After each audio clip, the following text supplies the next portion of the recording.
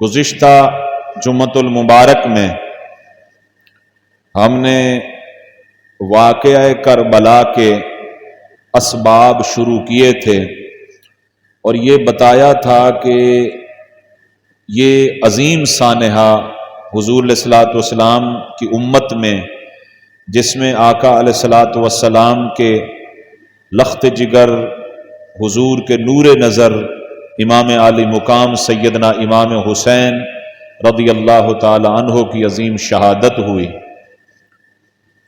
اس واقعے کے بنیادی طور پر 3 سبب کتب احادیث میں اور کتب تاریخ میں بیان کیے جاتے ہیں۔ پہلا سبب شخصی حکومت کا قیام۔ جناب حضرت امیر معاویہ رضی اللہ تعالی عنہ جب اس امت کے پہلے بادشاہ بنے اور حضرت امام حسن مجتبی رضی اللہ تعالی عنہ جب اپنی خلافت سے انہوں نے وڈرا کیا تھا، اس صلح میں یہ بات طے ہوئی تھی کہ حضرت معاویہ رضی اللہ تعالی عنہ اپنی زندگی میں، اپنی موجودگی میں اپنا ولی عہد مقرر نہیں کریں گے۔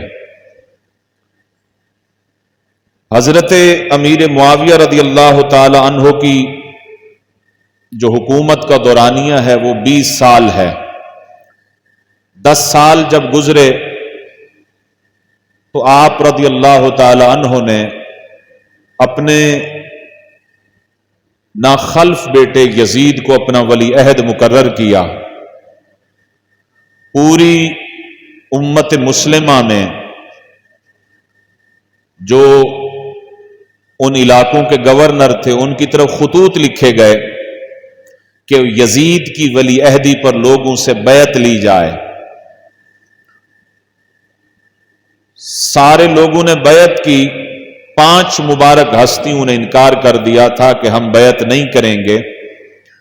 آقا علیہ السلام کے چچا زاد بھائی حضرت عبداللہ ابن عباس رضی اللہ تعالی عنہ، سیدنا فاروق اعظم رضی اللہ تعالی عنہ کے صاحبزادے حضرت عبداللہ ابن عمر رضی اللہ تعالی عنہما، حضرت سیدنا صدیق اکبر رضی اللہ تعالی عنہ کے شہزادے حضرت عبد الرحمن بن ابی بکر رضی اللہ تعالی عنہ، اور حضرت ابو بکر صدیق رضی اللہ تعالی عنہ کے نواسے حضرت عبداللہ ابن زبیر رضی اللہ تعالی عنہما، اور 5ویں ہستی جس نے یزید کی ولی عہدی پر بیعت کرنے سے صاف انکار کر دیا تھا وہ ہستی تھی امام عالی مقام سیدنا امام حسین رضی اللہ تعالی عنہ۔ ان ہستیوں کی سوچ اور نقطہ نظر یہ تھا کہ آقا علیہ السلام کی امت میں ہم کیسر و کسریٰ کا دور دوبارہ نہیں دیکھنا چاہتے، جس میں باپ کے بعد بیٹا، بیٹے کے بعد پوتا، پوتے کے بعد پرپوتا۔ یہ چاہتے تھے کہ جس طرح خلافت راشدہ کے مبارک اور مقدس اور تاریخی دور میں خلیفہ کے چناؤ کا طریقہ رہا ہے کہ میدان کھلا ہوتا، حضور کی امت کے افراد جس کو مناسب سمجھتے اس کے ہاتھ پر بیعت کر کے اس کو اپنا خلیفہ مقرر کرتے، اور یہی بات سیدنا امام حسن مجتبی رضی اللہ تعالی عنہ اور حضرت امیر معاویہ رضی اللہ تعالی عنہ کی صلحوں کے درمیان طے ہوئی تھی کہ حضرت امیر معاویہ رضی اللہ تعالی عنہ اپنا ولی عہد، اپنا نائب اپنی زندگی میں مقرر نہیں فرمائیں گے۔ یہ دوستو پہلا سبب بنا واقعہ کربلا کا، جہاں سے سوچوں میں اختلاف پیدا ہوا، جن سوچوں میں حضرت امیر معاویہ رضی اللہ تعالی عنہ کے بادشاہ بننے کے وقت اتفاق ہو چکا تھا، اب یزید کی ولی عہدی پر وہاں دوبارہ اختلاف شروع ہو گیا. یہ پہلا سبب بنا واقعہ کربلا کا. پچھلے جمعۃ المبارک میں ہم نے اس کو تفصیل کے ساتھ بیان کیا. دوسرا سبب بنا یزید کا شخصی کردار، یزید کا ذاتی کردار.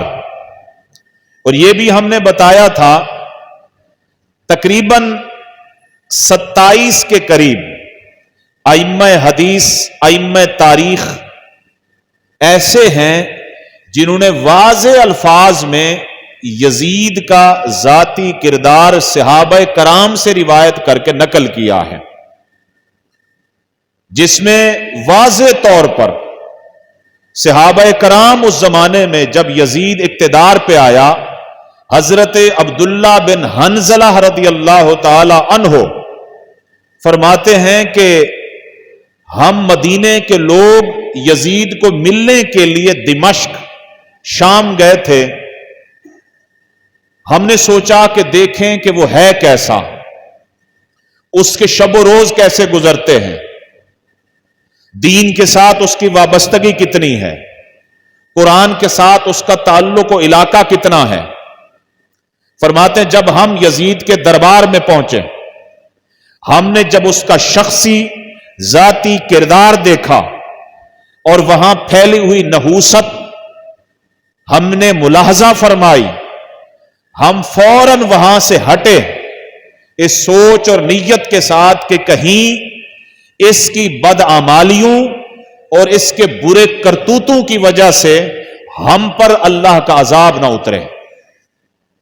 جب یہ لوگ مدینہ آئے، اکابر صحابہ آ کے مدینہ کے لوگوں کو بتاتے ہیں کہ بھائی جو تمہارا بادشاہ بنا ہے، جو اپنے آپ کو نام نہاد مسلمانوں کا خلیفہ گردانتا ہے، اس کا ذاتی کردار یہ ہے کہ وہ شراب پیتا ہے، وہ جوا کھیلتا ہے، وہ راتوں کو اپنے سامنے لڑکیوں کو نچواتا ہے، لڑکوں کی محافل منعقد کرتا ہے، کتے پالتا ہے، اور سب سے بڑھ کر یہ کہ وہ نمازوں کو ضائع کرتا ہے. نماز اس نے کبھی ہم نے نہیں اس کو پڑھتے ہوئے دیکھا. اور سب سے بڑھ کر آخری اس کے ذاتی عمل کی بات جو بیان کرتے ہیں وہ یہ کہ محرم رشتے جن کے ساتھ اللہ کریم نے نکاح کرنا حرام قرار دیا ہے، یزید ان محرم رشتوں کے ساتھ شادی کرنا، رشتہ داری کرنا جائز سمجھتا ہے. یہ وہ اس کا ذاتی کردار تھا جس کی بنیاد پر حضرت عمر بن عبدالعزیز کے دربار میں، حضرت عمر بن عبدالعزیز حضرت امیر معاویہ رضی اللہ تعالیٰ عنہ کے خاندان بنو امیہ سے ہیں، اور وہ خلیفہ بنو امیہ کے طور پر تاریخ میں یاد رکھے جاتے ہیں. ان کے دربار میں کسی شخص نے یزید کو ایک دفعہ امیر المومنین کہہ دیا کہ یزید مسلمانوں کا امیر تھا. حضرت عمر بن عبدالعزیز رضی اللہ تعالی عنہ نے اس شخص کو 20 کوڑے مروائے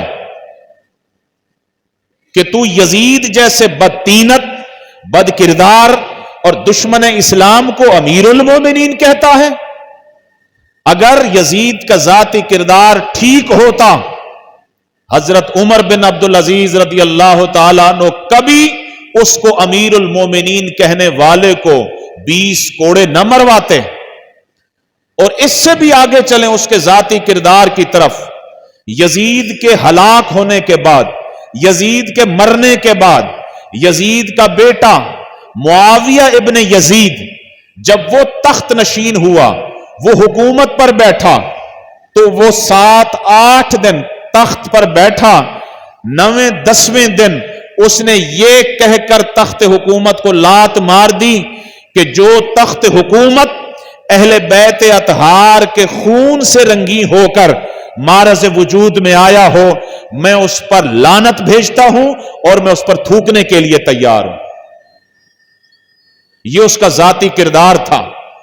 جب اس کردار کا بندہ مسلمانوں کا خلیفہ بنا، مسلمانوں کا بادشاہ بنا، تو کچھ لوگ मसलहतन, चूंकि उनकी गर्दनों पर तलवारें रखी गईं। हजरत अमीर मुआविया रदी अल्लाह तआला अन्हु को बहुत से इलाकों से संजीदा लोगों ने खुतूत लिखे, हुजूर आपका हुक्म सर आंखों पर। अब हम ना तो आपके इस बेटे का कोई ऐब आपके सामने बयान कर सकते हैं और ना ही इसकी वली अहदी से आपके हुक्म से हम मुनहरिफ हो सकते हैं। पूरी उम्मत यजीद के जाती किरदार से वाकिफ थी। सो जब ये इक्तदार पे आया, कुछ लोग मजबूरन, कुछ जुल्मन, कुछ मसलहत का शिकार होके उन्होंने इसकी बैत कर दी। हजरत अब्दुल्ला इब्न अब्बास भी अलग हो गए, फरमाया ना मैं इसके हक में बयान दूंगा, ना मैं इसकी मुखालफत करूंगा, मैं अल्लाह को राजी करने के लिए जतन करूंगा। हजरत अब्दुल्ला इब्न जुबैर, उन्होंने साफ इनकार कर दिया। इमाम आली मुकाम उठे, फरमाया ऐसा नहीं हो सकता कि यजीद जैसा बद किरदार, यजीद जैसा बदतीनत, यजीद जैसा शराबी, यजीद जैसा जानी, यजीद जैसा महरम रिश्तेदार औरतों के साथ शादी को जायज करार देने वाला ये जिमाम इक्तदार पे आ जाए और हम आका अलैहिस्सलातु वस्सलाम के बेटे हुजूर अलैहिस्सलातु वस्सलाम की अहले बैत अतहार के अफराद जिंदा हूं, हमारी मौजूदगी में यजीद इक्तदार पे आ जाए, ऐसा कतई तौर पर नहीं हो सकता। आका अलैहिस्सलाम ने जाते जाते उम्मत को दो चीजें अता फरमाई थी। फरमाया था, लोगों मैं तुम्हारे अंदर दो वजनी चीजें छोड़े जा रहा हूं, किताबुल्लाह व इतरती, एक अल्लाह की किताब, एक अपनी इतरत, अपनी अहले बैत। इन तमस्सकतुम बिहिमा लन तदिल्लु बादी अबदा, अगर दोनों के साथ तुम वाबस्ता रहोगे, तुम्हारे हाथों में कुरान भी होगा, तुम्हारे हाथों में दामन अहले बैत भी होगा, मैं गारंटी दे के जा रहा हूं, तुम गुमराह नहीं होगे, सिरात मुस्तकीम पे रहोगे। मेरे आका ने फरमाया था, अल कुरान मा अलियन व अलियुन माल कुरान, कुरान हमेशा अली के साथ होगा, अली हमेशा कुरान के साथ होंगे। अल हक मा अलियन व अलियुन माल हक, हक हमेशा अली के साथ होगा, अली हमेशा हक के साथ होंगे।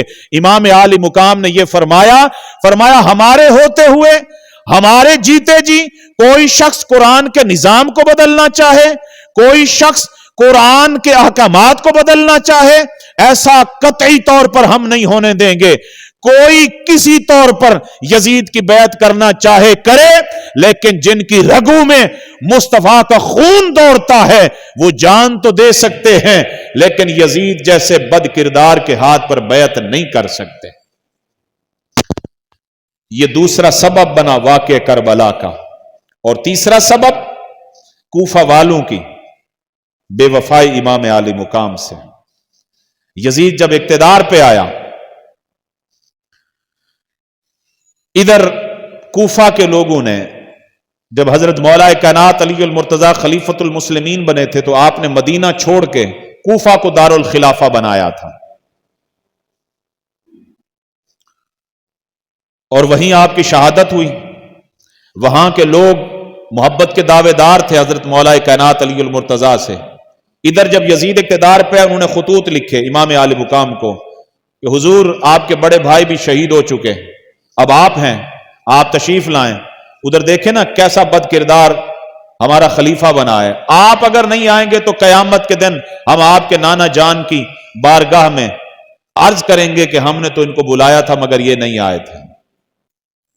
आपने हजरत मुस्लिम बिन अकील, जो कि आपके चचाजाद भाई भी थे और आपके बहनोई भी थे, उनको हालात का जायजा लेने के लिए भेजा। हजरत मुस्लिम बिन अकील जब वहां पहुंचे तो उस वक्त कूफा के गवर्नर हजरत नुमान बिन बशीर थे। उन्होंने हजरत मुस्लिम बिन अकील के रास्ते में कोई रोड़े नहीं अटकाए, कोई मुश्किलात नहीं पैदा की।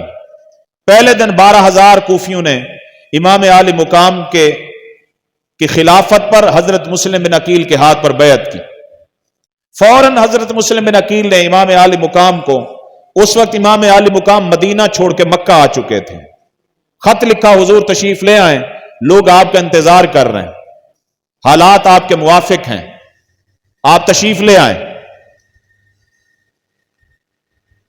उधर दिमश्क शाम में जब यजीद को पता चला کہ میرا ہی متعین کردہ گورنر وہ میری حکومت کے خلاف مسلم بن عقیل کو امام حسین کی بیعت لوگوں سے لینے کے لیے خوش آمدید کہہ رہا ہے.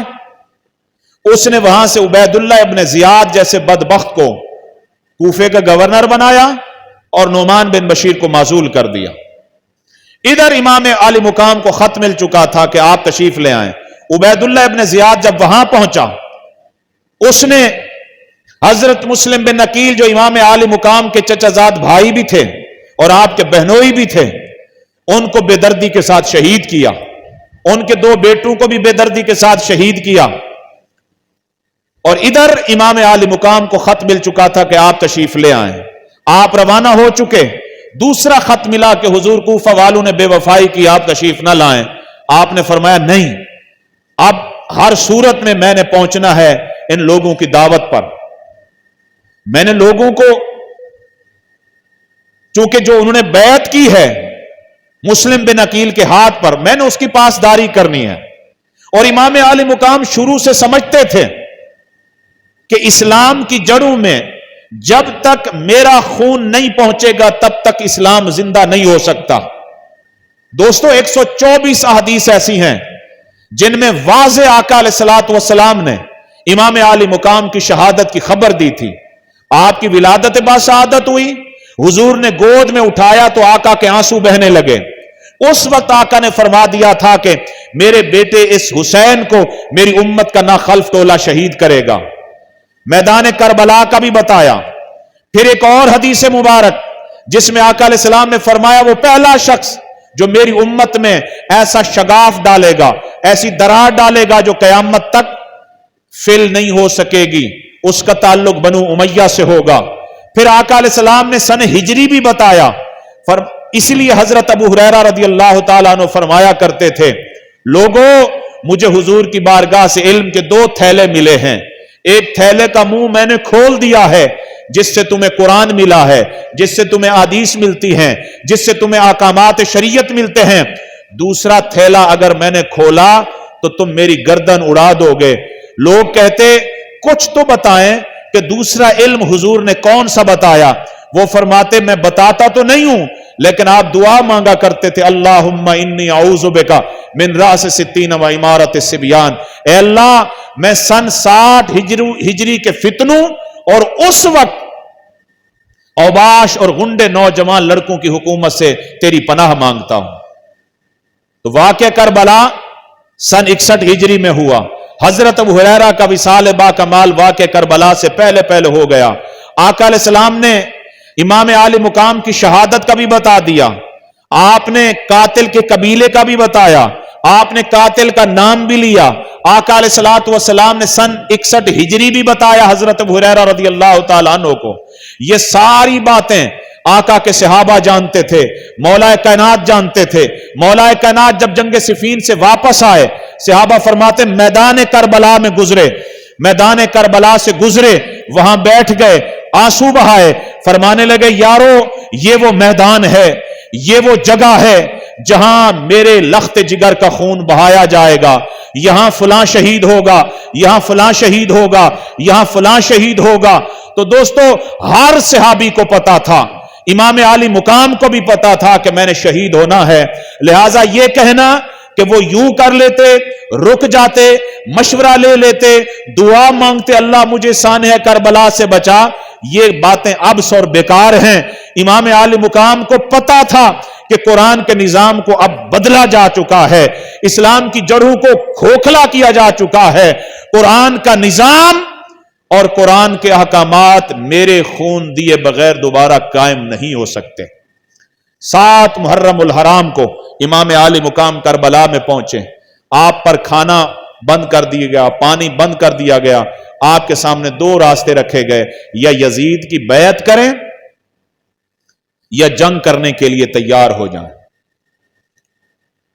آپ نے بہت سارے ایسے خطیب جو آقا علیہ السلام کی آل کے بغض میں جن کے سینے بھرے ہوئے ہوتے ہیں, وہ ذکر علی، ذکر حسنین کریمین، ذکر فاطمہ، ذکر اہل بیت، ذکر آل رسول، ذکر عطرت رسول سے واضح الفاظ میں منع تو نہیں کر سکتے، لیکن وہ کبھی یزید کو حق پہ کہتے ہیں، کبھی واقعہ کربلا میں عجیب عجیب باتیں لے آتے ہیں جس سے امام عالی مقام کی شان میں تنقیص کا پہلو نکلتا ہے۔ وہ یہاں پر بھی کہتے ہیں جی امام عالی مقام نے فرمایا مجھے یزید کے پاس جانے دو، میں خود جا کے یزید کے ہاتھ پر بیعت کر دوں گا۔ لعنت ہے تمہاری یہ سوچ پر۔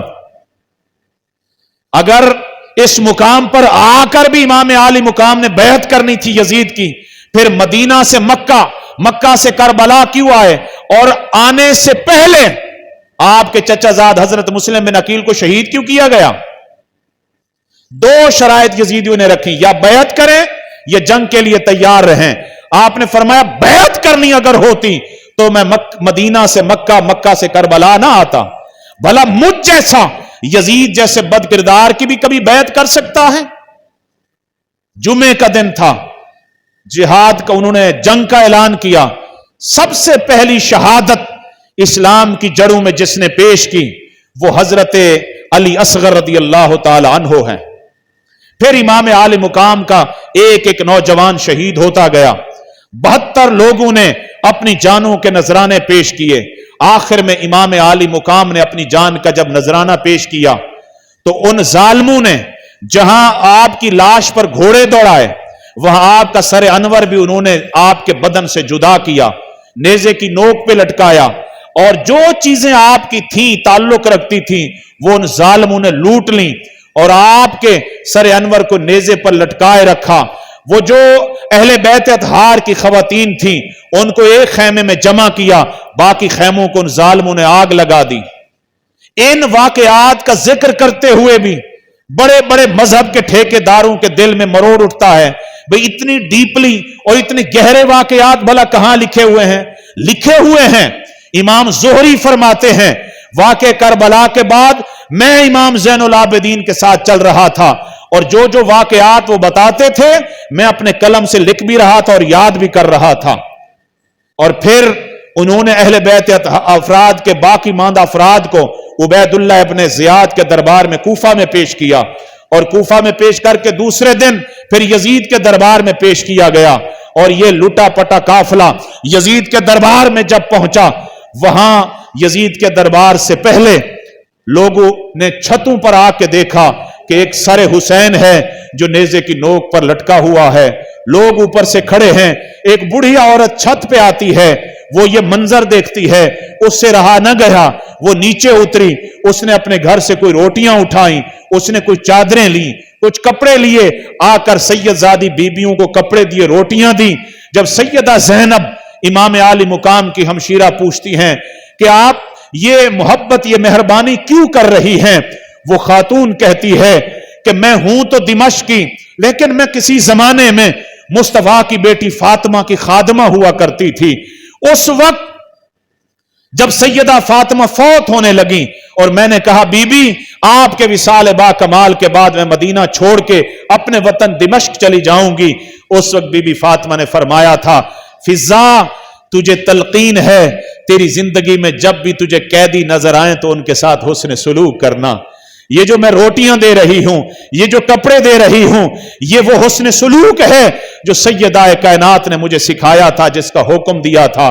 پھر وہ حضرت فضا عرض کرتی ہیں سید آپ بڑے نیک لوگ مجھے نظر آتے ہیں، آپ دعا کریں مجھے سیدہ کائنات کی اولاد کی زیارت ہو جائے۔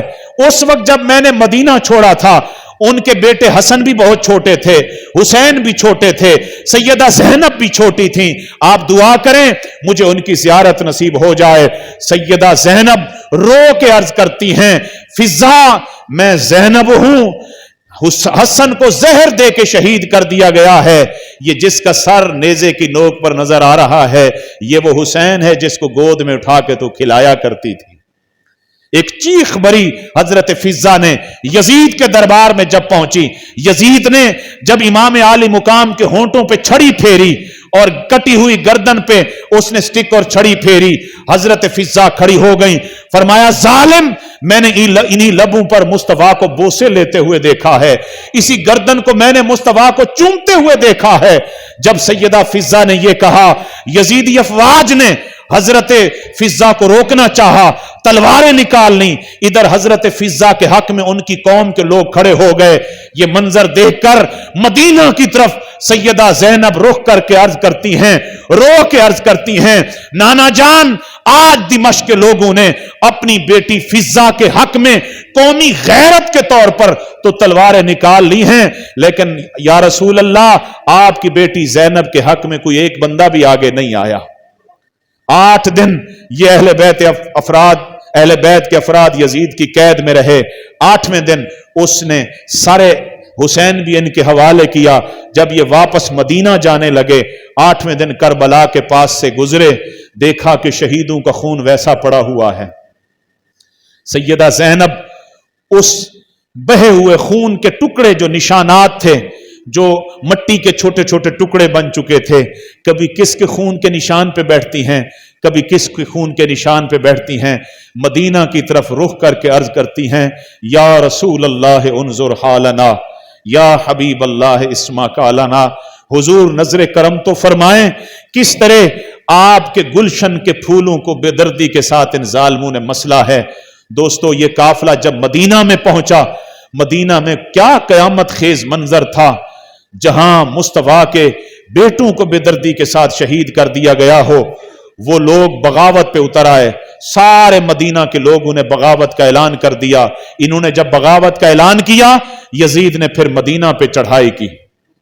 यजीद की वकालत करने वाले, यजीद को जन्नती साबित करने वाले, वो बताएं कि कयामत के दिन शफात किससे तलब करेंगे, वो मरने के बाद मुस्तफा को क्या मुंह दिखाएंगे। जालिमों, कलमा पढ़ाने का भी एहसान गया। उस काफिर के 3 साल हैं हुक्मरानी के 3 साल हैं। पहले साल उसने नवासे रसूल का खून बहाया, दूसरे साल उसने मदीना पे चढ़ाई की और 10 दिन तक कत्ले आम रहा, और 3 दिन तक उसके घोड़े मस्जिद नबी शरीफ में बंधे रहे। हजरत सईद बिन अल मुसय्यब, जो सहाबा कराम के शागिर्द हैं, मारूफ ताबी हैं, वो फरमाते हैं 700 हुफ्फाज को बेदर्दी के साथ मदीने में शहीद किया गया शहादत हुसैन के बाद। और उसके इक्तदार का 3रा साल उस जालिम ने बैतुल्लाह शरीफ पे पत्थर बरसवाए मिंजनीक के जरिए अब्दुल्ला इब्न जुबैर को पकड़ने के लिए, क्योंकि अब्दुल्ला इब्न जुबैर ने भी इस काफिर की हुकूमत पर बैत नहीं की थी। अब्दुल्ला इब्न जुबैर को पकड़ के इसने सूली पे लटकाया। ये अब्दुल्ला इब्न जुबैर कौन है? सिद्दीक अकबर के नवासे हैं, हजरत अस्मा बिन्त अबी बकर के बेटे हैं। अस्मा बिन्त अबी बकर जब बेटे की लाश वसूल करने के लिए आई, 10 दिनों तक लाश यजीद ने लटका के रखी थी। आप देखती हैं तो फरमाती, वाह मेरे बेटे, कुर्बान तेरी खिदमत दीन पर, तेरी मोहब्बत इस्लाम पर, तू 10 दिनों से ऐसा शाह सवार है, नीचे नहीं उतरा। ये वाक़या करबला का मुख्तसर सा पस मंजर और पेश मंजर है। दोस्तों, ये हमें हुक्म देता है कि हम हक के साथ रहें। उस दिन से लेकर आज तक बड़ी बड़ी तंजीमें आईं, बड़े बड़े मसलक आए, बड़ी बड़ी हुकूमतें आईं, लेकिन यजीद की वकालत करते रहे, उसको जन्नती साबित करते रहे। जिक्र हुसैन न रुकना था, न रुका है और न कयामत तक रुकेगा। यजीद से नफरत उस वक्त भी थी हमारी, यजीद से नफरत आज भी हमारी है, यजीद से नफरत कयामत तक हमारी रहेगी। हम यजीद से इस कदर नफरत करते हैं, हम अपने कुत्ते का नाम भी यजीद रखना गवारा नहीं करते, हम तो उससे इतनी नफरत करते हैं। वजह क्या है? वो मुस्तफा की आल का कातिल है, और जो उसकी नुमाइंदगी करते हैं समझ जाएं कि वो हुजूर की आल के बुग़्ज़ में जी रहे हैं। अल्लाह हमें हुजूर की आल से मोहब्बत